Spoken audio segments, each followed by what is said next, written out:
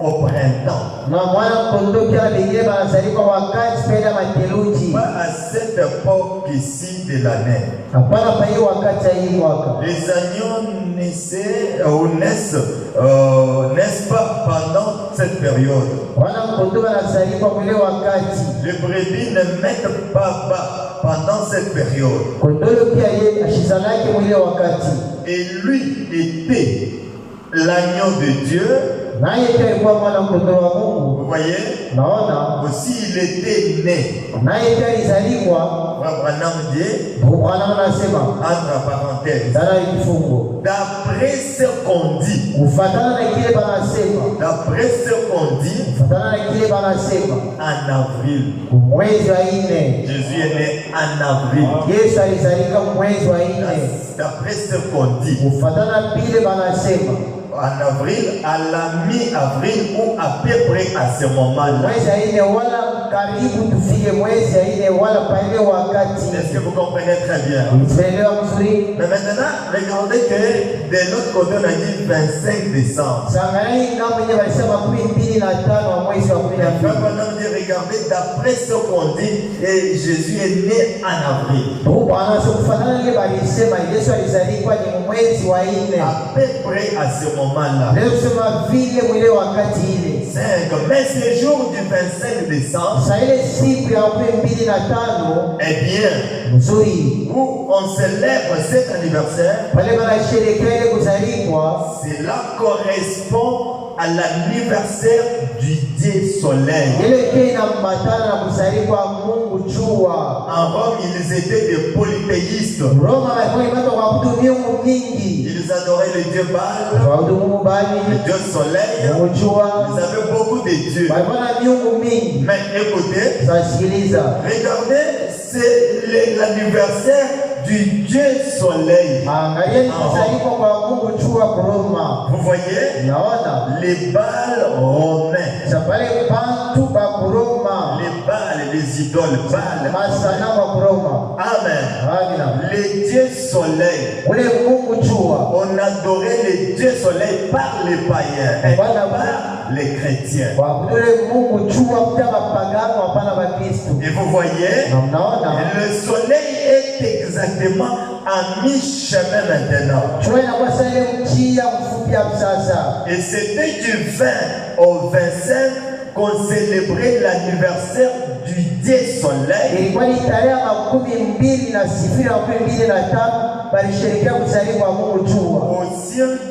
Au cirque romain. Aussi dur-t-il, eh bien, maintenant pour satisfaire aussi bien les chrétiens que les païens, au lieu de célébrer l'anniversaire du Dieu soleil, nous célébrerons celui du Fils de Dieu, qui est Jésus, et celui du Dieu soleil à la fois. Comme on célébrait l'anniversaire du Dieu soleil entre le 20 et le 25. Maintenant, comme les chrétiens maintenant, et croient maintenant à un Dieu, à un Jésus, le Fils de Dieu, nous devons seulement prendre une seule date. Et cette date-là, on célébrait le Dieu soleil. Et que cela soit fait comme si Jésus était né le 25 décembre. Nous allons donc le mettre ensemble et faire un même anniversaire que nous célébrons le 25. Et cela a alors semblé satisfaire les païens et la soi-disant Église. Et cela même a satisfait même la soi-disant église. Et aussi les païens. Amen. La première église de Rome, ils ont adapté cela. Et pour eux, c'était en ordre. Donc ça importait peu pour eux. Ainsi qu'ils en firent l'anniversaire du Dieu Soleil et du Fils de Dieu. Est-ce que vous comprenez? Parce que le 25 décembre ne se trouve pas dans la Bible comme étant une date de la naissance de notre Seigneur Jésus. Non. Amen. Messieurs, nous voudrions voir Jésus de joie. Au paragraphe 6, au paragraphe 11, il dit maintenant, je ne crois pas.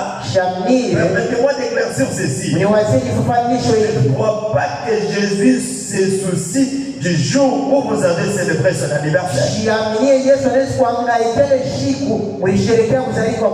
Jésus ne se soucie pas de ça. Des jours où vous célébrez son anniversaire. Que ce soit le 25, le 26, que ce soit en avril, en mai, en juin, en juillet, n'importe quel autre moment. Mais vraiment, on dit donc adorez-les tous les jours. Je m'entends un amen pour les croyants. Vous devez l'adorer tous les jours. Amen. Amen. Comme nous sommes là le 25 décembre, cette journée est la journée consacrée à la prière. Nous, les croyants, les chrétiens, nous avons répondu. Répondu présent à cela. On ne perd rien. Amen. Et de se trouver dans le bar, au lieu d'être dans la maison de Dieu, nous célébrons notre Seigneur Jésus. Pour qu'il soit né dans notre cœur. Amen. Mais voici 12. Voici le problème. Ils ont ôté à la Noël son caractère sacré pour en faire non plus Noël. Le caractère sacré de Noël devrait être que Christ est né dans mon cœur, je l'adore.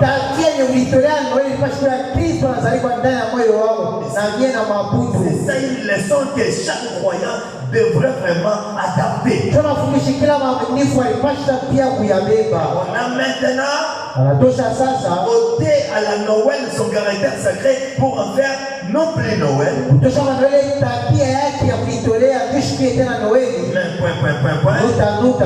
devrait être un jour d'adoration. La Noël devrait être un jour d'adoration. Et c'est là comme est tombé même dans parmi les journées là de prière. On devrait adorer le Seigneur. Il nous a gardés. C'est qu'il est né dans notre cœur. Aujourd'hui, dans la ville de Daoud, est né le Sauveur. Aujourd'hui, dans mon cœur, dans le cœur de Jean-Claude, dans le cœur même d'une sœur, d'un frère, est né le Sauveur. Cela devrait être un caractère d'adoration. Dites Amen. Et des célébrations.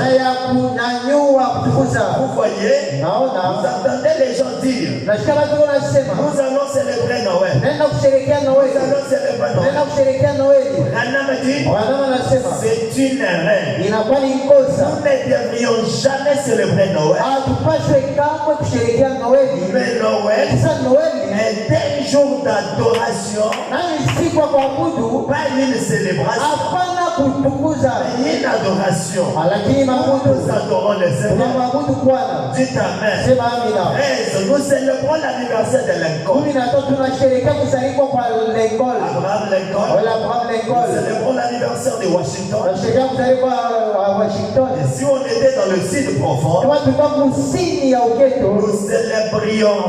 nous célébrions l'anniversaire de Lee ou de Jackson.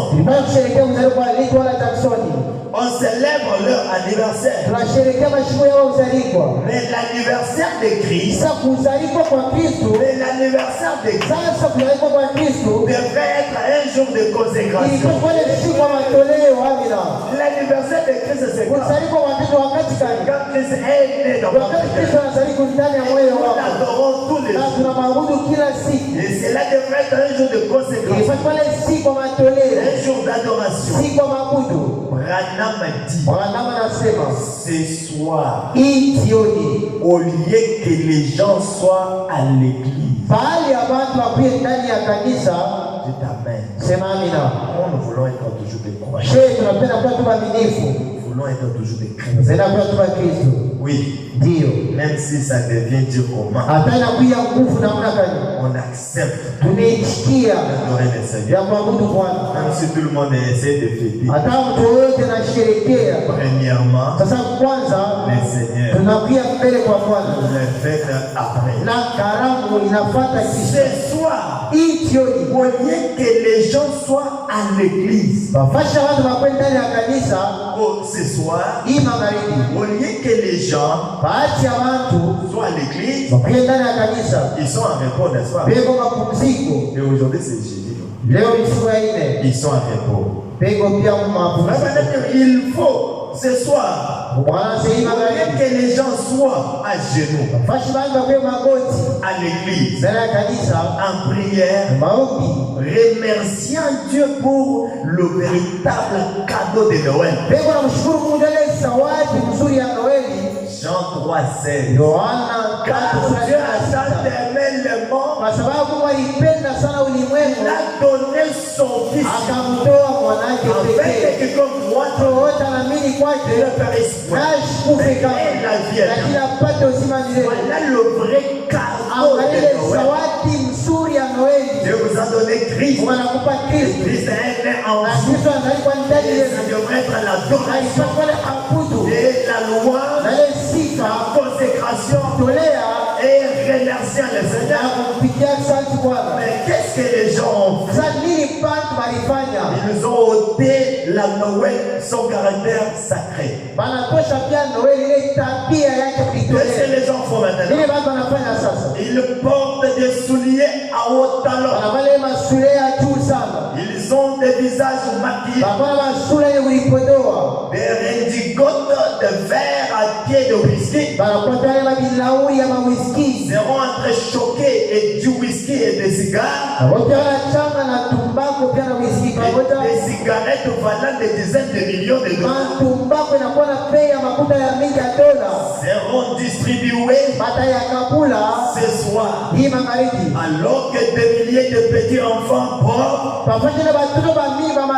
et affamés, juste sans rien à mettre sous la dent, un endroit où reposer la tête. Pendant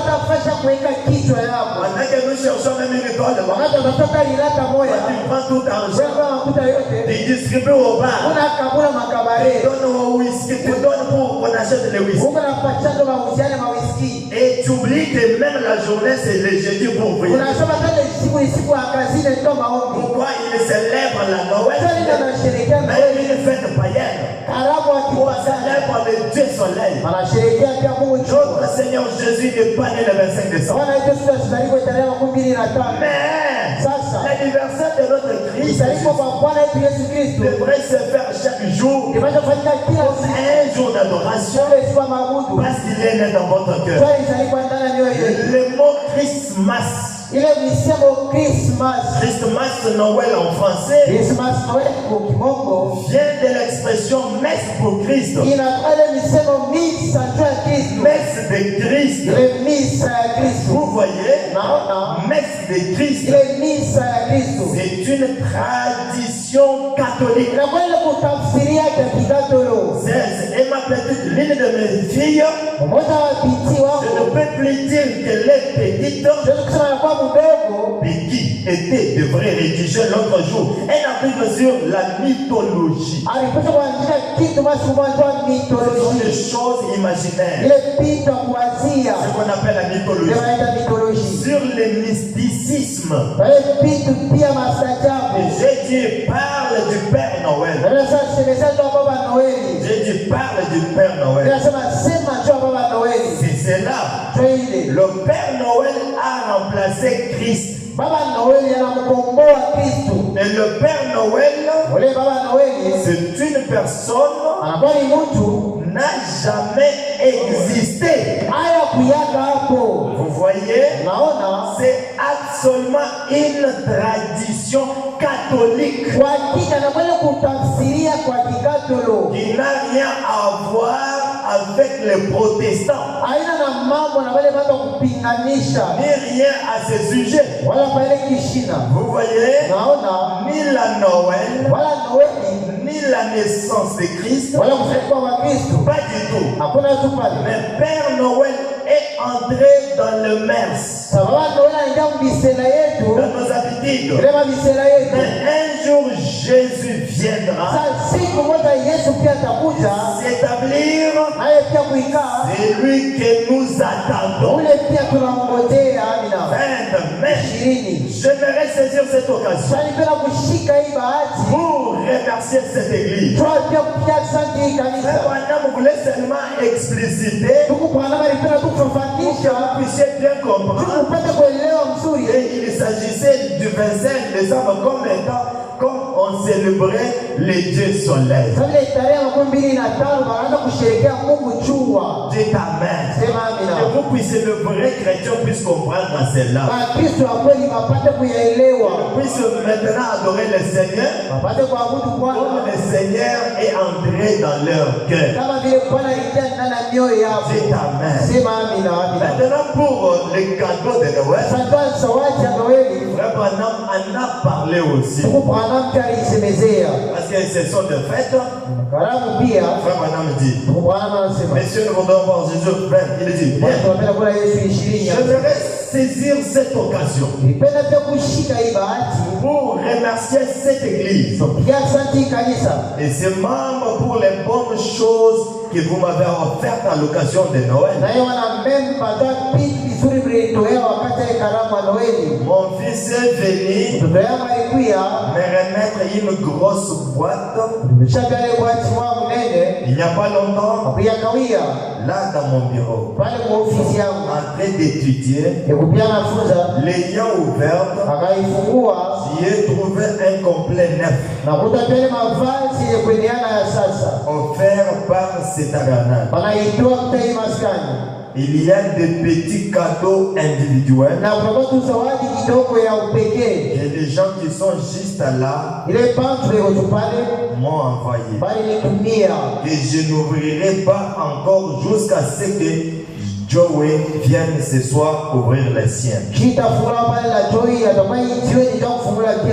Branham dit, j'apprécie vraiment cela. Et le Seigneur vous bénit. Ça c'est Branham Tanama. Je crois à chaque fois nous répétons ça. Alors moi aussi, on m'a acheté une chemise par ma femme. Quand ma femme m'a donné, il dit voilà mon cadeau d'anniversaire. Mais vous, votre cadeau est où? Mais souvent on les répète chaque fois. Où est votre cadeau? Frère Branham dit, je remercie cette église. Même des cadeaux individuels que les gens qui sont juste là m'ont envoyé et que je n'ouvrirai pas encore jusqu'à là. On y a même remis une très grosse boîte. Moi je répète que c'est le frère Branham. Où est votre cadeau? Qui a amené les cadeaux ici? Ah, il y a qui dit ça. Maman Anto, avec papa Aaron. Moi, amené quand même une poule à la maison. Ils m'ont dit, voilà les cadeaux des personnes de l'église. C'est-à-dire celui qui a mis la main là. Et maman Anto et papa, ce sont eux qui m'ont donné les cadeaux. D'autres vont me donner. Que Dieu vous bénisse. Les gens me disaient, pasteur, mais il faut dire aux gens. J'ai dit non. C'est la Bible que nous parlons ça, non? Ce n'est pas toujours quand nous puissions répéter. Je suis aussi leur pasteur. Nous continuons encore. Nous avons vu son étoile et nous sommes venus pour l'adorer. Paragraphe 4. Prêché le 16 décembre 1963. S'il n'y avait pas eu une véritable Noël, s'il n'y avait pas eu une véritable Noël, eh bien, les choses ne seraient pas telles qu'elles sont ce soir. S'il n'y avait pas eu de Noël, il n'y aurait pas eu de salut. Maintenant que nous approchons de nouveau de Noël, c'est Noël qu'on ait changé cela. Sa vraie signification, la naissance de Jésus. Amen. Amen. Amen. La naissance de Jésus. Amen. Ça, c'est une véritable Noël. Au point que, on dirait que le Père Noël a pris la place de Jésus. La place de Christ à Noël. Et cette fiction au sujet de Christ Kringle ou Santa Claus signifie Père Noël. Descendant la cheminée, ayant sur son dos un sac de jouets et visitant le monde entier à une seule nuit.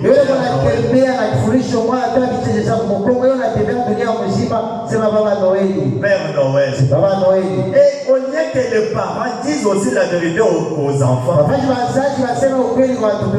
alors les enfants voient Père Noël, ils pensent que c'est Christ. Il a remplacé Christ.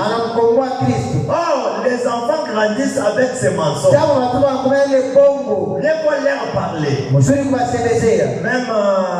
Même mon fils Faya, tu dois écrire ça pour montrer ce que j'ai dit là. Tu peux même enregistrer que tu annonces ça à l'écoute. Même si le Père vous voit, mais ils vont comprendre que lui ne peut pas remplacer Christ. Il ne peut pas être le Christ. Je ne sais pas ce que vous en pensez. C'est très bien si vous voulez raconter ça à vos enfants. On a dit ça. Je me suis dit que les Écritures déclarent: tu ne mentiras point. Et puis un jour, quand ils découvriront que le Père Noël n'existe pas, ils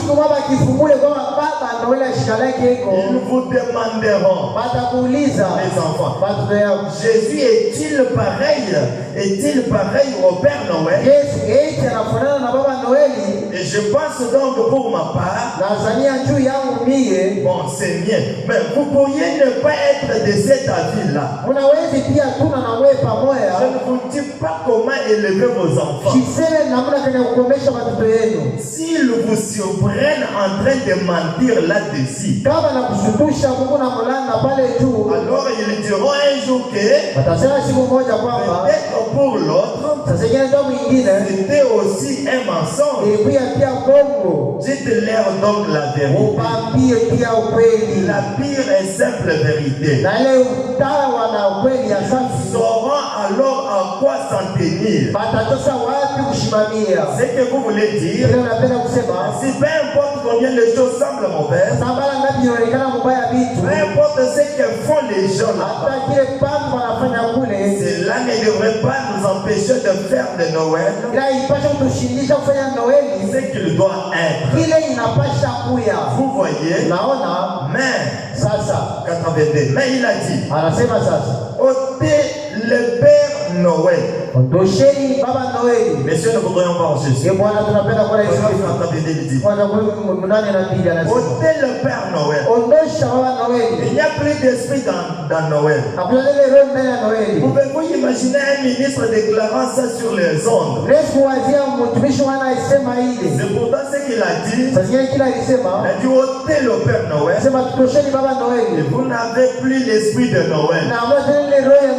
Les gens n'avaient pas l'esprit de Noël. Alors ils devraient ôter Noël. Parce que Noël, on a ôté de Noël son caractère sacré. Et cela est possible si l'on considère l'expression messe de Christ. Vous pourriez n'avoir que ça. Mais ôtez le Père Noël de votre vie. Ouvrez votre cœur et laissez Christ entrer. Mourir à ces choses du monde afin d'avoir la véritable Noël. La véritable Noël, c'est quand Christ est né en vous. Quand Christ est né en vous. Je parle aux gens qui sont quand même que vous soyez tristes. Moi j'avance. Vous laissez, vous allez aller fêter. Vous êtes triste pour ça. Et je vis il n'y a pas longtemps une enseigne qui disait ramenez Christ dans Noël. Vous avez pris Père Noël, vous l'avez remplacé, et vous avez dit c'est lui l'église. Ôtez Père Noël, ôtez Père Noël dans Noël. Alors ramenez Christ dans votre Noël.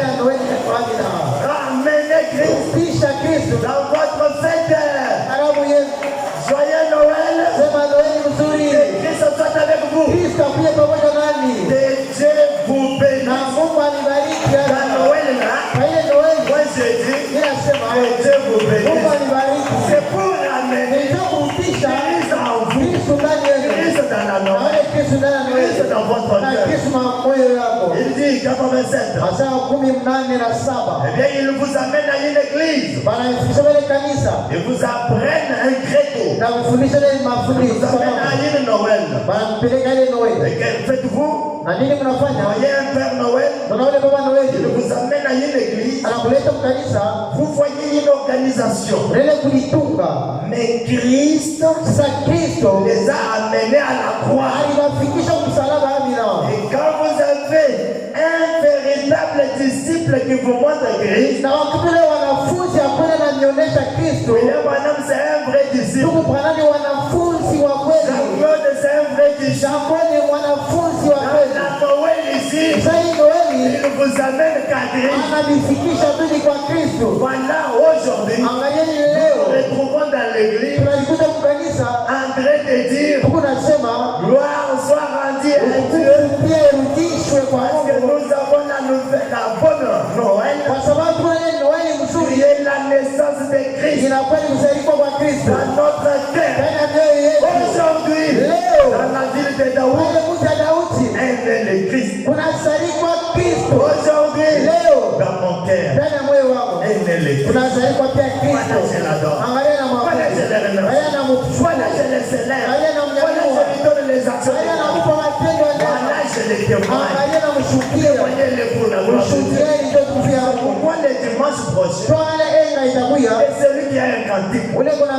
Parce que quand on dit les actions de grâce, c'est celui qui avait fait un objet, quelque chose, il le donne à Dieu. Que celui qui a un témoignage, il le donne à Dieu.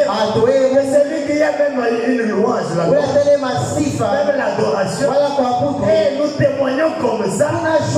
Une journée pour adorer le Seigneur et lui donner des actions de grâce. Même nos corps, nos bouches, les sacrifices sur l'autel. Nos mains s'élèvent le Seigneur. Nos bouches témoignent le haut fait. Et si tu as fait un don ou un vœu, tu lui donnes. Il n'y a pas de problème. Il n'y a pas de mal à ça. Mais la condition est que il faut que ce que tu donnes à Dieu soit agréé. Parce que Dieu ne fait pas seulement, ne regarde pas seulement tes holocausts, mais il cherche aussi une vie consacrée. Dites Amen. Dites Alléluia. Même le fait que Dieu t'a donné le Saint-Esprit, tu peux donner les actions de grâce. Tu peux témoigner. Même le fait que Dieu a ôté un enfant dans ta vie. Qu'est-ce que Job a dit? C'est toi qui as donné. C'est toi qui as ôté. Mais toi qui restes là, le merci et c'est toi tu es l'argile. Lui il est le potier. Il mérite tout. Il mérite donner. Amen. Quand vous avez un véritable disciple qui vous montre Christ, Christ vous amènera à la croix. Vous êtes crucifié avec lui. Et sa vie éternelle et votre vie se rencontre. Et votre vie meurt. Et vous recevrez sa vie éternelle. Alors vous devenez un fils de Dieu. Amen. Dit Amen. Quelle différence entre les disciples et d'autres fois et ceux d'aujourd'hui. Vous dites, alors frère Branham, si Christ est aujourd'hui sur terre, un véritable serviteur amènera la personne à lui. Christ. Eh bien, Christ est ici sous la forme de la parole. Et la parole apporte la vie. Car il est la parole. Christ est la parole. Oui. Il est lui-même la parole. Le véritable serviteur vous amènera toujours à la parole. Ce que je fais, c'est de vous amener à Christ. Même la journée de fête, même dans la journée de Noël, je vous ai amené à Christ. J'ai mis Christ au centre de votre vie. Dites Amen. Dites Alléluia. Oh Jésus, il est le sauveur de l'humanité. Le salut de l'humanité. Il est la lumière. Dites Amen. Aujourd'hui, dans la ville de Daoud, vous êtes né un sauveur qui est le Christ. Dites Amen. Alors le Christ est né dans votre cœur. Car Dieu a tant aimé, il a donné son Fils unique.